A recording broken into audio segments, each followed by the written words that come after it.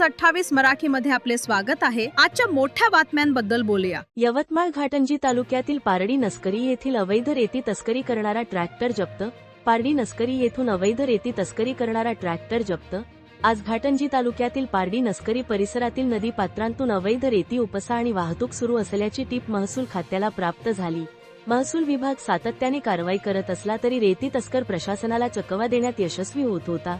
मात्र आज 5 डिसेंबर रोजी महसूल पथकाने पारडी नस्करी इथून अवैध रेती वाहतूक करणारा ट्रॅक्टर पकडून तहसील कार्यालयात जमा करण्यात आला। या परिसरातील नदीपात्रात महसूल पथकाची नजर चुकवून रेती तस्करी सुरू असल्याची माहिती मिळताच तहसीलदार श्री साळवे यांच्या मार्गदर्शनाखालील पथकाने सदोबा सावळी पारडी नस्करी या मार्गावर सापळा रचला। दुपारच्या सुमारास अवैधपणे रेती वाहतूक करणारा ट्रॅक्टर पाठलाग करून पारडी नस्करी इथून पकडण्यात आला।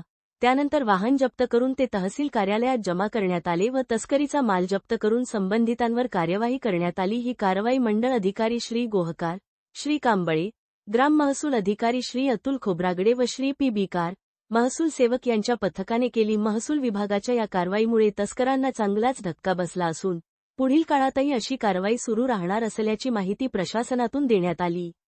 इंडिया न्यूज 28 के लिए यवतमाळ जिल्हा प्रतिनिधी नितीन पवारची रिपोर्ट।